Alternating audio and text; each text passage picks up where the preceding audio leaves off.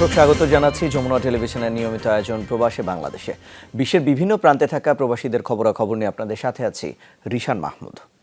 মানবাধিকার সুরক্ষা, আইনের শাসন এবং উন্নয়নের প্রচারের উপর ভিত্তি করে বাংলাদেশ সরকারকে তার গণতান্ত্রিক প্রতিষ্ঠানগুলোকে শক্তিশালী করার অনুরোধ জানিয়েছে অস্ট্রেলিয়া। বাংলাদেশের সংসদ নির্বাচন নিয়ে মঙ্গলবার বিবৃতি দিয়েছে দেশটি। জানানো হয়, অংশগ্রহণমূলক নির্বাচন না হওয়া দুঃখজনক।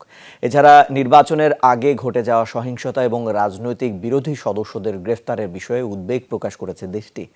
তবে বাংলাদেশি ভোটাররা নির্বাচনের দিন তাদের ভোটাধিকার প্রয়োগ করায় বিষয়টিকে স্বাগত জানায় অস্ট্রেলিয়া। একই সাথে জানায়, বাংলাদেশের সাথে কাজ করতে প্রতিশ্রুতিবদ্ধ দেশটি। সংযুক্ত আরব আমিরাতে উদযাপিত হয়েছে বঙ্গবন্ধু শেখ মুজিবুর রহমানের স্বদেশ প্রত্যাবর্তন দিবস।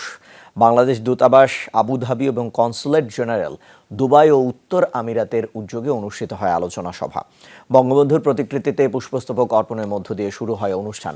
পরে আবুধাবি দূতাবাসের রাষ্ট্রদূত আবু জাফর ও দুবাইয়ের কনসাল জেনারেল জনাব BM জামাল হোসেনের সভাপতিত্বে রাষ্ট্রপতি ও প্রধানমন্ত্রীর বাণী পাঠ করেন কর্মকর্তারা। বাণী পাঠ শেষে প্রদর্শিত হয় প্রামাণ্যচিত্র। এ সময় বঙ্গবন্ধুর আদর্শে উজ্জীবিত হয়ে নিজ নিজ দায়িত্ব সঠিকভাবে পালন করতে দেশের বর্তমান প্রজন্মকে আহ্বান জানান বক্তারা। আলোচনা শেষে দেশ ও জাতির মঙ্গল কামনায় করা হয় বিশেষ মোনাজাত। এতে উপস্থিত ছিলেন দূতাবাস ও কনসুলেট জেনারেলের কর্মকর্তা কর্মচারী, জনতা ব্যাংক ও বাংলাদেশ বিমান এয়ারলাইন্সের কর্মকর্তাবৃন্দ, আবুধাবি, দুবাই ও উত্তর আমিরাতের 7টি প্রদেশের বাঙালি কমিউনিটির নেতারা সহ প্রবাসীরা। রিয়াদে অনুষ্ঠিত হয়েছে আলোচনা সভা ও মিলাদ মাহফিল।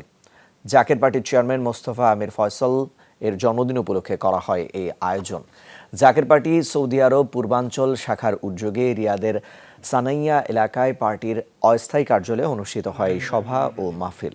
অনুষ্ঠানে প্রধান অতিথি হিসেবে উপস্থিত ছিলেন জাকের পার্টির সৌদি আরব পূর্বাঞ্চল শাখার সহসভাপতি মোহাম্মদ আক্তার হোসেন। সংগঠনের সহসভাপতি মোহাম্মদ নাসির মুন্সির সভাপতিত্বে ও রিয়াদ শাখার সাধারণ সম্পাদক আব্দুল কাদের পারভেজের সঞ্চালনায় অনুষ্ঠানে আরও উপস্থিত ছিলেন নাজমুল মুন্সি, লিটন গাজী, ওয়াজিব মিয়া, মোহাম্মদ জাহাঙ্গীর, ফরমান শেখ, মোহাম্মদ জাকির সহ অন্যান্যরা। অস্ট্রিয়ার ভিয়েনায় জাঁকজমকপূর্ণ আয়োজনের মধ্য দিয়ে অনুষ্ঠিত হয়েছে পিঠা উৎসব। অস্ট্রিয়া কুমিল্লা সমিতির উদ্যোগে করা হয় এই আয়োজন। ভিয়েনায় 10 নম্বর ডিস্ট্রিক্টের একটি হল রুমে করা হয় এই আয়োজন। সমিতির সদস্যরা বাড়িতে তৈরি প্রায় 34 রকমের পিঠা ও অন্যান্য মুখরোচক খাবারে হইচই করে উদযাপিত করে এই পিঠা উৎসব। শিশু কিশোরদের জন্য ছিল নানা ধরনের খেলার ব্যবস্থা। সবশেষ বিজয়ীদের পুরস্কার বিতরণের মধ্য দিয়ে শেষ হয় আয়োজন। বেলা 2টা থেকে রাত 9টা পর্যন্ত চলে এই পিঠা উৎসব। কুমিল্লা সমিতির সভাপতি কবির আহমেদের সভাপতিত্ব ও সাধারণ সম্পাদক নাসির উদ্দিনের সঞ্চালনায় অনুষ্ঠানে উপস্থিত ছিলেন সাংস্কৃতিক সম্পাদক আতাউল চৌধুরী, কোষাধ্যক্ষ তাহের সরকার, সাবেক সভাপতি মামুন হাসান সহ আরও অনেকে। কাতারে যাত্রা শুরু হলো বাংলাদেশি মালিকানাধীন প্রতিষ্ঠান বিয়ে বাড়ির রেস্টুরেন্টের।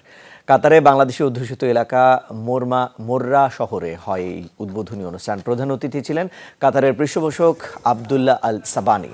ফিতা কেটে প্রতিষ্ঠানটির উদ্বোধন করেন তিনি। সাথে ছিলেন প্রতিষ্ঠানের 6 উদ্যোক্তা মাসুদুর রহমান, নাজমুল হক রিয়াদ, বশির আহমেদ, মুহসিন, জাহাঙ্গীর হোসেন ও আসিম বিন আবদুল্লাহ।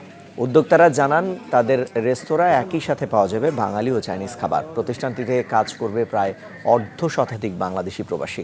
ভবিষ্যতে আরও বিপুল সংখ্যক প্রবাসীর কর্মসংস্থান নিশ্চিত করতে চান তারা। জানান, কাজ করে যাবেন সেই লক্ষ্য নিয়ে এই সময় উপস্থিত ছিলেন বাংলাদেশ স্কুল অ্যান্ড কলেজের প্রিন্সিপাল জুলফিকার আজাদ, মাওলানা মোসলেহ উদ্দিন সহ কাতার প্রবাসী বাংলাদেশিরা।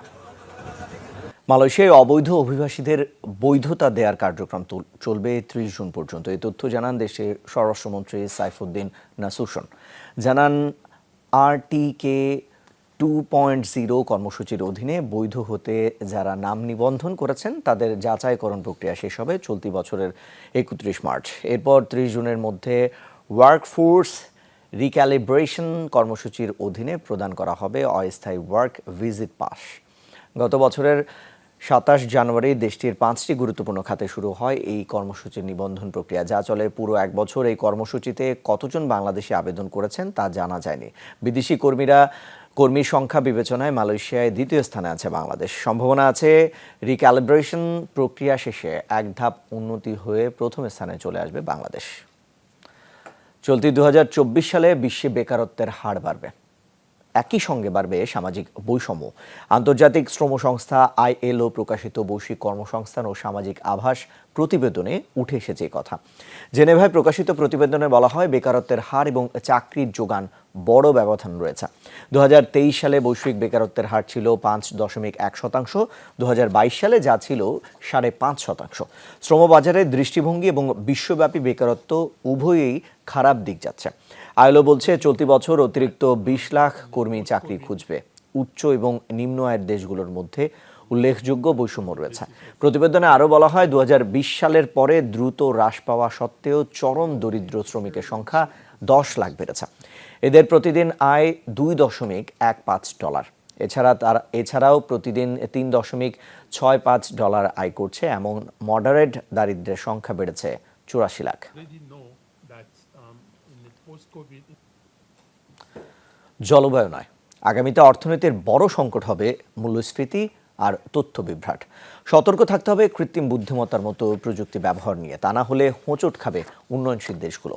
তার উপর নির্বাচন আর গণতন্ত্র চর্চা গ্রহণযোগ্য না হলে বিশ্ব অর্থনীতিতে নতুন মেরুকরণ হবে। বুধবার লন্ডনে বিশ্ব ঝুঁকি প্রতিবেদন প্রকাশের সময় এসব কথা জানান world economic forum.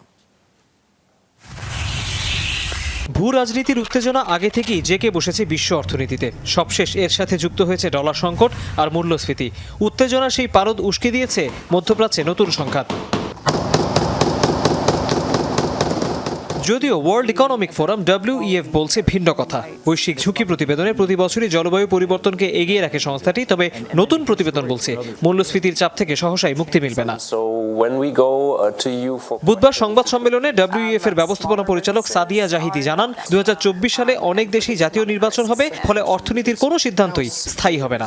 In the next 2 years, because such a large part of the world is going to be voting, whether it's national elections, local elections, আগামী 2 বছর বেশ দুশ্চিন্তা থাকবে। বিশ্ব অর্থনীতিতে নতুন ধাক্কা লাগতে পারে। তার উপর পরিস্থিতি খুব দ্রুত বদলাচ্ছে, তাই সিদ্ধান্তও আসছে দ্রুত। এর মাঝে উন্নত ও উন্নয়নশীল দেশের মাঝে সহায়তার মনোভাব কমে গেছে। অনেক দেশে নির্বাচনের গ্রহণযোগ্যতা নিয়ে প্রশ্ন উঠছে, যার প্রভাব পড়ছে বিশ্ব অর্থনীতি আর রাজনীতির মেরুকরণে। Together, that's a very potent mix, and throw that on top of a situation. ব্রিফিংয়ে বলা হয়, তথ্য বিভ্রাট আর প্রযুক্তি হবে আগামী নতুন সংকট। সতর্ক না হলে কি হয়, সেই উদাহরণে বাংলাদেশের রিজার্ভ চুরির প্রসঙ্গ টেনে আনেন বক্তারা। I was looking at the Bangladeshi central bank heist that took place in 2016. আপনারা নিশ্চয়ই বাংলাদেশের রিজার্ভ চুরির ঘটনা ভুলে যাননি। মাত্র 36টি ইমেল পাঠিয়ে কেন্দ্রীয় ব্যাংক থেকে $81 লাখ সরিয়ে নেয় হ্যাকাররা। সেজন্য চেষ্টা করতে হয় 1 বছর। আর কৃত্রিম বুদ্ধিমত্তার যুগে মাত্র 2 দিনেই এই অপরাধ করা সম্ভব। আবার একই প্রযুক্তি দিয়ে অপরাধীকে ধরে ফেলাও এখন সহজ। তাই আমরা আর্টিফিশিয়াল ইন্টেলিজেন্সকে স্রেফ ঝুঁকিপূর্ণ বলছি না, আমরা এর সঠিক ব্যবহারের কথাও বলছি। এ সময় জলবায়ু পরিবর্তন নিয়ে কার্যকর উদ্যোগ নেওয়ার তাগিদ দেন WEF এর বক্তারা। এবারের কোপ সম্মেলনেও জলবায়ু নিয়ে ভালো আলোচনা হয়েছে, কিন্তু এটি যথেষ্ট ভালো না। ব্যক্তিগতভাবে আপনি ইলেকট্রিক গাড়ি কিনে জলবায়ুর জন্য অবদান রাখতেই পারেন, কিন্তু কার্বন নিঃসরণ কমানোর যৌথ ও আঞ্চলিক পদক্ষেপ কাজে আসছে কমই। চলতি মাসে সুইজারল্যান্ডের দাভোসে ওয়ার্ল্ড ইকোনমিক ফোরামের সম্মেলনে যোগ দেওয়ার আমন্ত্রণ পেয়েছেন প্রধানমন্ত্রী শেখ হাসিনা। তৌহিদ হোসেন, যমুনা নিউজ, ঢাকা। 6.2 মাত্রার ভূমিকম্পে কেঁপে উঠল আফগানিস্তান, পাকিস্তান এবং ভারতের দিল্লি। বৃহস্পতিবার আফগানিস্তানের হিন্দুকুশ অঞ্চলে এই কম্পন অনুভূত হয়। পাকিস্তানের ভূতাত্ত্বিক জরিপ সংস্থার জানায়, এই উৎপত্তিস্থল ছিল প্রায় 200 কিলোমিটার গভীরে। স্থানীয় সময় দুপুর 2:20 দিকে ভূমিকম্পের ধাক্কায় কেঁপে ওঠে আফগানিস্তানের কাবুল, কান্দাহার সহ বিভিন্ন এলাকা। এর পাশাপাশি প্রচণ্ড কম্পন অনুভূত হয় পাকিস্তানের ইসলামাবাদ, লাহোর, আজাদ কাশ্মীর এবং খাইবার পাখতুনখোয়ায়। ভূমিকম্পের ধাক্কায় কেঁপে ওঠে ভারতের রাজধানী দিল্লিও। ভয়াবহ সড়ক দুর্ঘটনায় অল্পের জন্য প্রাণে বাঁচলেন জম্মু ও কাশ্মীরের সাবেক মুখ্যমন্ত্রী মেহবুবা মুফতি। বৃহস্পতিবার অনন্তনাগ এলাকায় দুর্ঘটনা কবলে পরে তাকে বহনকারী গাড়িটি সকালে নিজ নির্বাচনী আসনে সফর করেন পিপলস ডেমোক্রেটিক পার্টি পিডিবির এই নেত্রী। সম্প্রতি ওই এলাকায় ভয়াবহ অগ্নিকাণ্ডের ঘটনা ঘটে। সেখানে ক্ষতিগ্রস্তদের সাথে দেখা করতে যান তিনি। ফেরার পথে অপরদিকের একটি গাড়ির সঙ্গে সংঘর্ষ হয় মেহবুবাকে বহনকারী জিপটির। এ সময় ধাক্কায় তার গাড়ির সামনের অংশ প্রায় পুরোটাই দুমড়ে মুচড়ে যায়। কর্তৃপক্ষ জানিয়েছে কিছুটা আহত হলেও শঙ্কামুক্ত তিনি। পরে সামাজিক যোগাযোগ মাধ্যমে মেহবুবা মুফতি জানান, নেহাতি ভাগ্য গুণে বেঁচে গেছেন তিনি। দর্শক, এই ছিল প্রবাসে বাংলাদেশে এতক্ষণ সাথে থাকার জন্য সবাইকে ধন্যবাদ।